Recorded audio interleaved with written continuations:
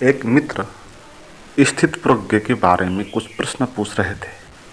तो इसमें हम स्थित प्रज्ञ क्या है और इसका हम अभ्यास कैसे कर सकते हैं, इसके बारे में चर्चा करेंगे। भगवान कृष्ण ने गीता में अर्जुन को स्थित प्रज्ञ के बारे में बताया, और स्थित प्रज्ञ का अर्थ होगा जिसकी प्रज्ञा स्थित हो गई, जिसकी प्रज्ञा अब इधर उधर डोलती नहीं। हमारा मन डोलता है, वो स्थित नहीं होता। मन का स्वभाव यह है कि वो एक विषय में जाएगा, फिर वहाँ से लौट के आएगा, फिर दूसरे विषय में जाएगा, फिर तीसरे विषय में जाएगा। एक विषय में दूसरा विषय घुस जाएगा और गड्ढा मड्ढा हो जाएगा और विसंगति हो जाएगी। इसलिए मन कभी भी स्थित हो नहीं सकता। मगर प्रज्ञा, हमारी जो प्रज्ञा है वो स्थित होती है। प्रज्ञा कभी इधर उधर डोलती नहीं, क्योंकि प्रज्ञा के पास अपनी एक लाइट होती है, उसका अपना एक प्रकाश होता है, उसकी देखने की एक अपनी आँख होती है। तो उससे जो भी दिखाई जाता है वो स्पष्ट हो जाता है। उसके बारे में अनुमान करना नहीं पड़ता, उसके बारे में तर्क या कल्पना भी करना पड़ता नहीं।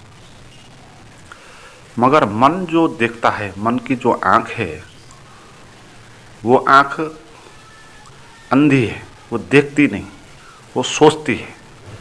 जैसे मैंने पहले वीडियो में आपको बताया था, मन है सोचने का यंत्र। तो जो सोचेगा, जो सोचने वाला यंत्र होगा, वो कभी देखेगा नहीं, क्योंकि वो देखता नहीं, इसलिए तो सोचता है ना, है ना। कोई भी बात आप सोचते क्यों हो, देखो पहले आप उसी बात को सोच सकते हो जो आपके पास नहीं है, जो अभी दिखाई नहीं पड़ रही, उसके बारे में आप सोचते हो। जो अभी दिखाई पड़ती है उसके बारे में आप सोचते नहीं हो, उसके बारे में तो अभी आप देखते हो। तो वर्तमान में जब हम रहते हैं तब हमारी प्रज्ञा स्थित हो जाती है, इधर उधर जाती नहीं। मगर जब हम मन में रहते हैं तो मन इधर उधर भटकता है। तो जो चीज़ भी आप देखते हैं उसके बारे में सोचना पड़ेगा नहीं, क्योंकि दिखाई ही पड़ गई। जैसे आपके आगे कोई एक वस्तु दिख रहा है, एक पेड़ दिख रहा है, तो आप उसको देखो तो उस पर आप सोचोगे नहीं। सोचने का कोई अर्थ नहीं है, क्योंकि दिखाई पड़ गया, आप सोचना क्यों। जान ही लिया आपने, देखने के कारण आपने जान लिया वो पेड़ है। तो अब उसको मन के अंदर विचार चलाना आवश्यक नहीं होगा। ऐसा कहना नहीं होगा कि ये पेड़ है, ये इसका कांड है, इसका जरा है, जड़ें हैं। इस तरह आपको सोचना पड़ेगा नहीं, दिखाई पड़ गया। तो पेड़ को देखने वक्त आपकी प्रज्ञा स्थित हो जाएगी। मगर आप उस पेड़ के बारे में सोच रहे हो जो आपने कल देखे थे, या जो आप कल देखेंगे, उस पेड़ के बारे में आप सोचेंगे, क्योंकि आप उसको देखेंगे नहीं, है ना। अभी आप उसको देख नहीं पाएंगे, तो आपको अब सोचना पड़ेगा। तो सोचने का अर्थ होगा उसकी मेमोरी, उसकी याद, उसकी स्मृति, उसका कल्पना, है ना। ऐसा ऐसा था, तो सोचना पड़ेगा। इसलिए मन कभी भी स्थित नहीं होगा, है ना, क्योंकि मन का यंत्र इसीलिए बना है ताकि आप सोच सकें। सोचना भी आवश्यकता है। जीवन को निर्वाह करने के लिए हमारे शरीर में बहुत सारे यंत्र होते हैं, सभी का अपना अपना काम होता है। पैर का काम होगा चलना, हाथ का काम होगा कुछ करना। तो हाथ पैर से आप कुछ करेंगे, कहीं जाएंगे, फिर खाएंगे, फिर आपका शरीर बना रहेगा। तो शरीर को बना रहने के लिए हाथ पैर बहुत सारे अंग हैं। फेफड़ा है जो सांस को लेगा, सबका अपना अपना फंक्शन है। ऐसे ही मन जो है उसका फंक्शन है कि वो सोचेगा, वो उस बात पर तर्क करेगा जो अभी है नहीं। जो कल की बात, आप कल के बारे में योजना करने के लिए मन का उपयोग कर सकते हैं, ताकि कल भविष्य में आपको कुछ झंझट ना आए, या किसी चीज़ को जानने के लिए आपको स्मृति करना होगा, पहले जो आपने जाना है उसको वापस लाना होगा। तो मन की अपनी एक आवश्यकता है। मन का यंत्र वो शरीर को निर्वाह करने के लिए, जीवन को चलाने के लिए वो सोचने का यंत्र है। सोचना भी आवश्यक है, मगर हम इस भूल में पड़ जाते हैं, ये मन ही सभी कुछ है, ये मन ही प्रज्ञा है। हम ये भूल में पड़ जाते हैं, इसलिए हम कभी भी स्थित प्रज्ञ हो नहीं पाते। और किसी अंग को हम कहेंगे नहीं, ये ही प्रज्ञा है।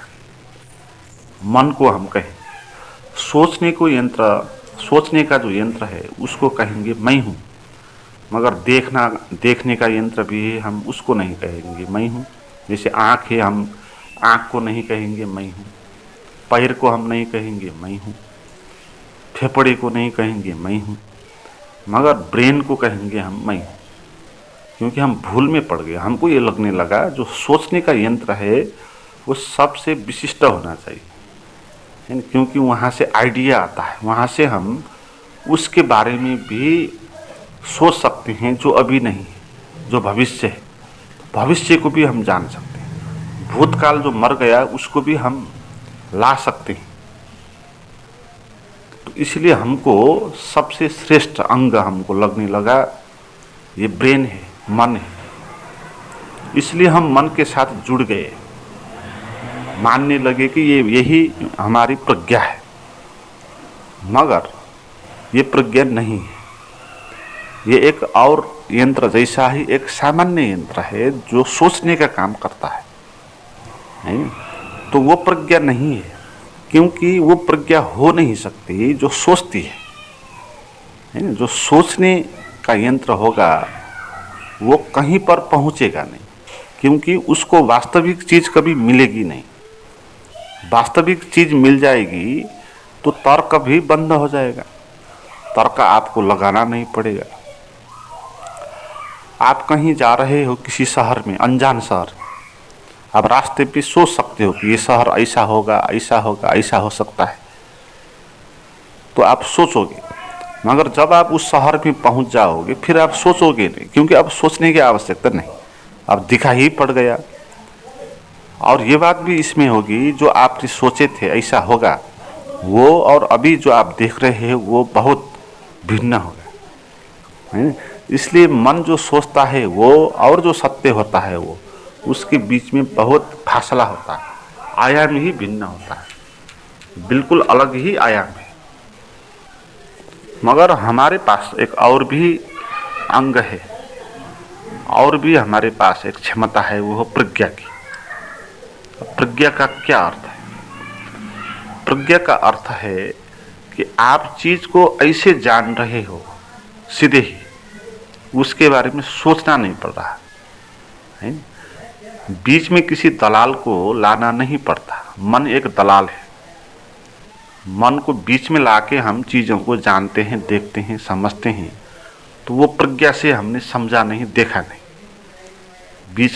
बीच में हमने दलाल को ले लिया और वो दलाल अपना अर्थ उसमें डालेगा और आपको वही दिखाएगा जो वो चाहता है, जैसा उसकी स्थिति है, मनस्थिति है, जैसा वो है उसी किस्म का वो आपको दिखाएगा। इसलिए मन से जो भी हम देखेंगे, जानेंगे, अनुभव करेंगे वो वास्तविक नहीं होगा। बिना मन के जब हम किसी चीज़ को जानेंगे, देखेंगे, अनुभव करेंगे वो सत्य होगा। बीच में दलाल नहीं आएगा और वो अपना मनगढ़ंत धारणा डालेगा नहीं और आपको वो भ्रम में डाल के ऐसा नहीं दिखाएगा जैसा वहाँ नहीं है। तो मन नहीं बचेगा और आप देखोगे तो जो आप देखोगे उसको कहते हैं वो प्रज्ञा है ना। प्रज्ञा का अर्थ यही है, हमारे पास ऐसी एक क्षमता है जो चीज़ों को सीधे ही जानते हैं, उसके लिए सोचना नहीं पड़ता, उसको जानने के लिए यहाँ वहाँ जाना नहीं पड़ता। स्थिर प्रज्ञा, और ये प्रज्ञा स्थिर होती है, एक ही जगह पर होती है, वो हिलती डुलती नहीं, मन की जैसी नहीं, जैसे मन हिलता है डुलता है। इसलिए मन हमको किसी जगह पर स्थिर होकर रहने नहीं देता है। देखिए ना, हम कितने अस्थिर हो जाते हैं, किसी एक जगह पर बैठ नहीं सकते, हमारा हाथ पैर चलने लगता है। वो आपको बताती है कि क्या कर रहे हो, यहाँ एक ही जगह पर ऐसे बैठ रहे हो, चलो इधर जाओ वहाँ जाओ, इससे बात करो उससे बात करो, ये काम करो वो काम करो। तो मन आपको बैठने नहीं देगा, क्योंकि मन चंचल है, वो स्थिरता उसका स्वभाव नहीं। इसलिए मन आपको भटकाएगा, वो कहीं भी स्थिर होने नहीं देगा। आप वर्तमान में आपको जीने नहीं देगा। मन कहेगा कि अभी क्या कर रहे हो, कल की बात सोचो, कल ऐसा ऐसा हो सकता है, तो तुम क्या करोगे फिर। तो मन आपको उलझन में डाल देता है, सोचने के लिए बातें बनाता है। आपको भी लगता है कि हाँ भाई, कल ऐसा ऐसा हो जाएगा तो फिर मैं क्या करूँगा, इसलिए अभी कुछ करना चाहिए। तो आप स्थिर होकर रह नहीं पाओगे, कुछ न कुछ करने में लग जाएंगे। और मन आपको ऐसे ही भूतकाल की बात भी लेकर आएगा, देख भाई कल ऐसा ऐसा हुआ था तेरे साथ, तो फिर आप कल में जाएंगे और उससे दुखित हो जाएंगे। तो मन आपको स्थिर होने नहीं देता है, एक जगह पर स्थिर होने नहीं देता है, वो प्रवाह है। इसलिए मन को मिटाना हो तो आपको स्थिर होकर रहने की कला सीखनी है। मगर आप जबरदस्ती से स्थिर होकर रहना चाहोगे, मन की बात आप सुनेंगे नहीं, मन के पीछे आप जाएंगे नहीं, तो मन धीरे धीरे खत्म हो जाएगा, है ना। फिर मन बकवास अपना बंद कर देगा और आप स्थिर जहाँ हो जाओगे, वहाँ आप जो देखोगे वही सत्य का अनुभव होगा। तो पहले हमको मन को मिटाना चाहिए, तभी हम स्थिर हो सकते हैं। नहीं तो मन हमको भटकाए रखेगा, हमको मन भुलाए रखेगा, इधर उधर ले जाए रखेगा, बैठने नहीं देगा। आप बैठे हो तो भी हाथ और पैर चलाने के लिए कहेगा।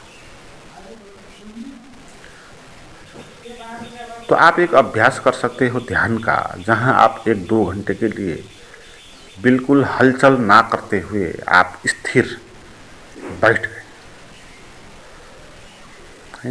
जब आप स्थिर बैठ गए तो मन कहेगा आपको इधर उधर, आप मन की सुनना नहीं, मन को कह देना कि तू जो करता है कर, मैं इधर हलल चलन करने वाला नहीं, मैं तो मूर्तिवत हो जाता स्थिर।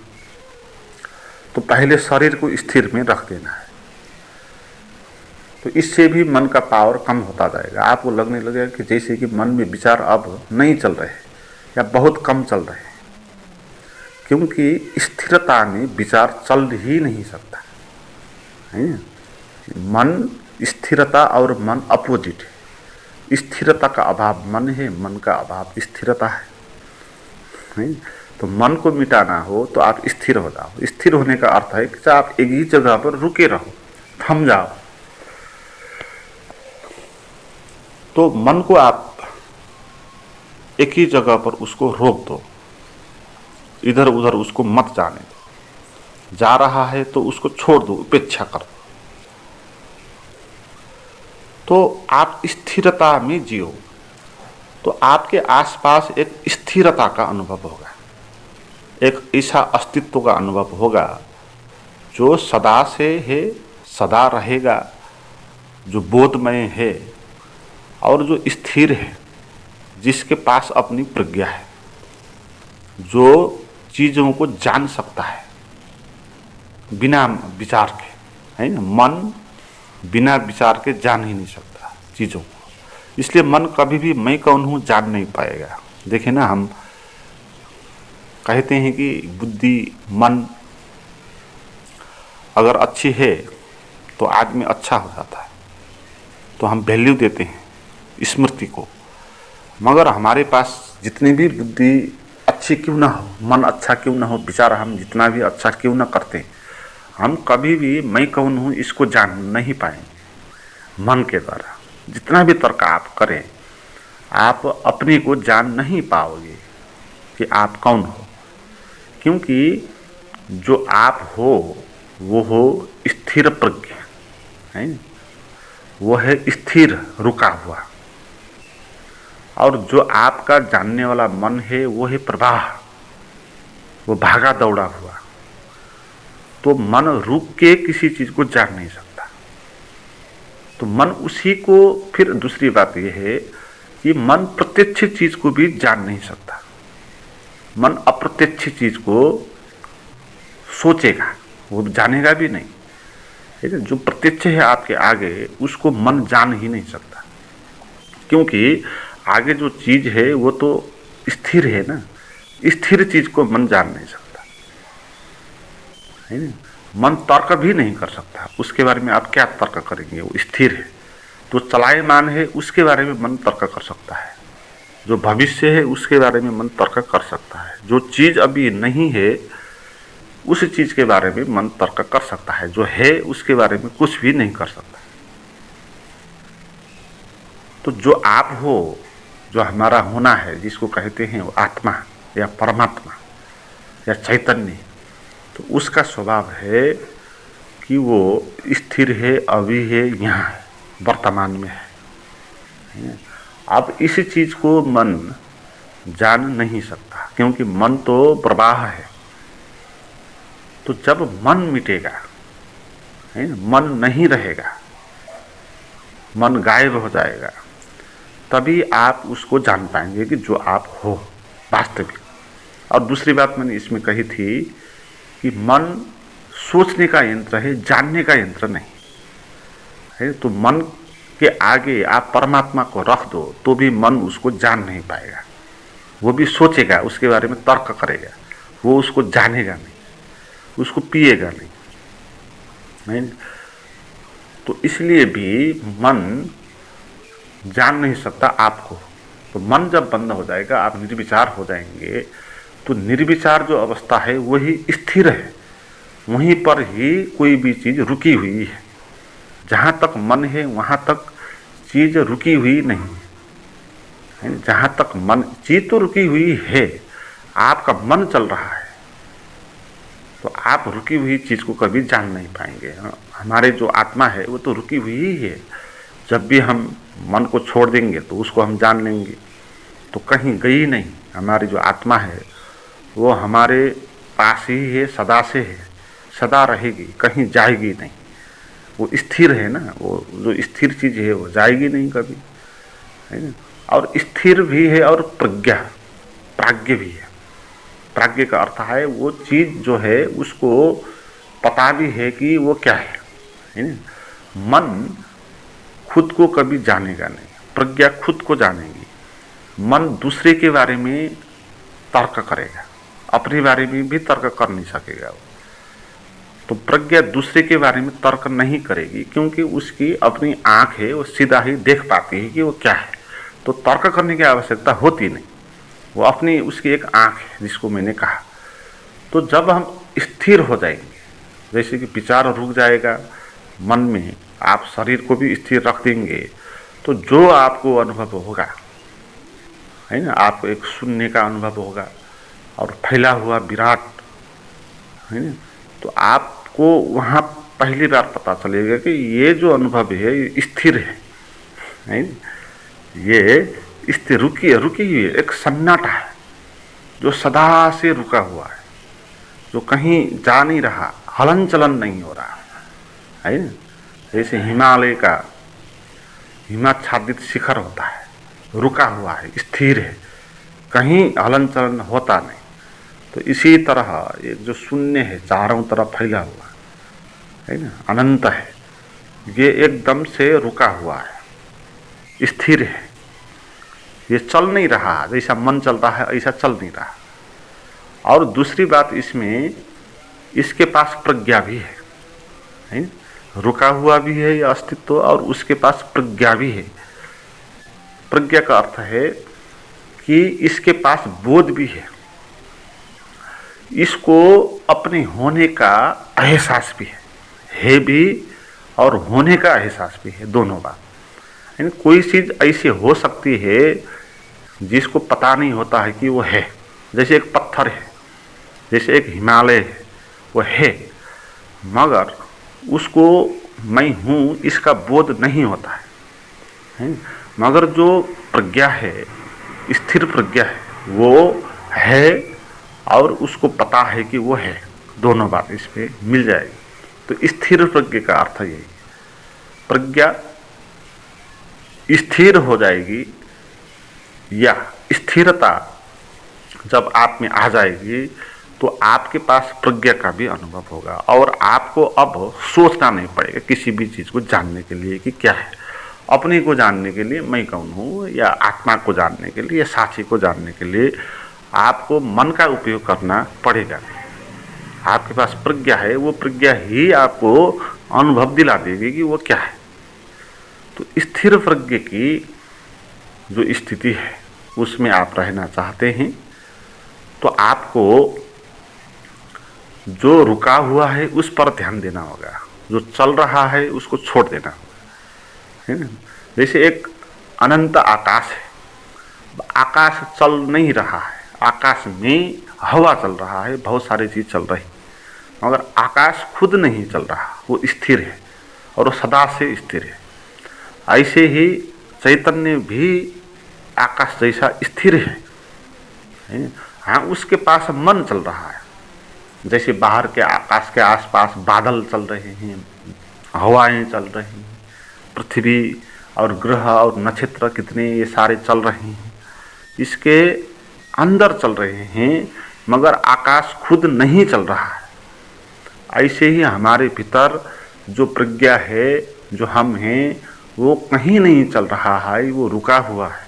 उसके आसपास हमारे शरीर चल रहा है, मन चल रहा है, भाव चल रहे हैं, ये सब हो रहा है, और हमको भ्रम के कारण ये लग रहा है जो इसके अंदर चल रहे हैं, वृत्तियाँ, विचार, भाव, यही सब कुछ है, यही सत्य है, हमको लग रहा है। और जो अनंत रुका हुआ स्थिर प्रज्ञ है, तो इसको हम कभी समझ नहीं पा रहे मन के कारण, क्योंकि मन हमको इसको जानने नहीं देता। तो मन को मिटाना चाहिए पहले, या मन से अपना संबंध, उससे दूरी बढ़ाना होगा आपको। वह जीवन में दिन में कुछ समय के लिए आपको अमन होकर रहना चाहिए, जहाँ मन आपको डिस्टर्बेंस ना करे। आप स्थिर चीज़ को जानना चाहते हैं तो मन की आवश्यकता होगी नहीं, अस्थिर चीज़ को बारे में जानना चाहते हैं तो मन ठीक है, मगर जो स्थिर चीज़ है उसको जानने के लिए मन बना ही नहीं, तो आप मन को बीच में नहीं लाओगे, उसका कोई उपयोग ही नहीं, उसका कोई काम ही नहीं।